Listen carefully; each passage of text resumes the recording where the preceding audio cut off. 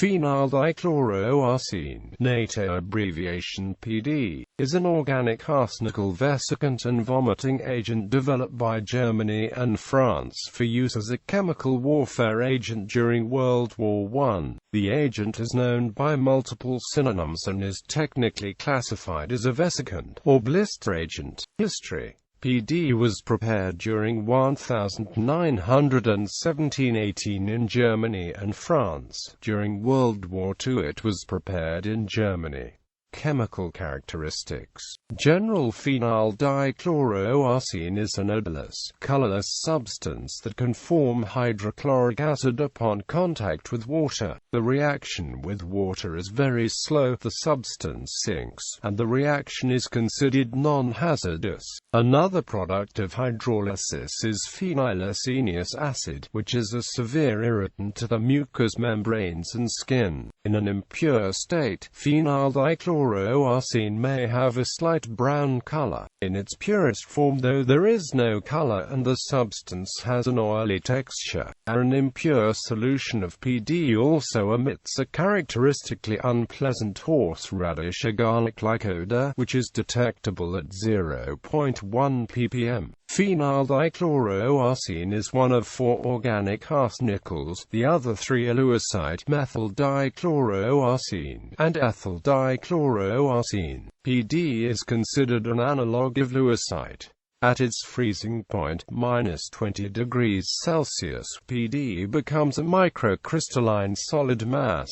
The compound has a C-metalloid bond between the phenyl group and the arsenic and 2 covalent bonds between the arsenic and the chlorine. Synthesis: phenyldichloroarsine is produced by reacting benzene with arsenic trichloride. Anhydrous aluminum chloride acts as a catalyst in this reaction. Uses: phenyldichloroarsine is an obsolete chemical warfare agent and is classified as a vesicant or a vomiting, incapacitating agent. It was used as a weapon during World War I, where it showed itself as less effective than other vomiting agents. Phenyldichloroarsine is an arsenical vesicant which can be mixed with mustard agents for use in chemical warfare. PD was developed for use in wet environments because of its tendency to persist in cool and shaded areas. Phenyldichloroarsine can have a persistence lasting anywhere from 2 to 7 days under usual environmental conditions. In open areas, it is more useful as a vomiting agent, but in closed-in areas, such as basements, trenches and caves, it is highly effective because of its extreme vapor density. Phenyldichloroarsine has also been used by banks and other high-security facilities to defend against security breaches.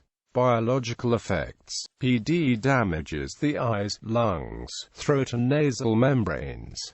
PD immediately affects the eyes and blindness can result, though it requires high doses. It also induces nausea and vomiting. An inhalation of as little as 5 to 50 mg can induce severe vomiting. Long-term exposure to PD can cause systemic damage by replacing calcium with arsenic. Extensive bone marrow damage can also result. Due to PD being easily recognized in the field and a relatively fast rate for decontamination procedures to become effective, the chemical is not as useful as other blister agents. The blistering resultant from PD exposure may also be delayed for as little as 30 minutes, or as long as 32 hours depending upon the concentration of the dose.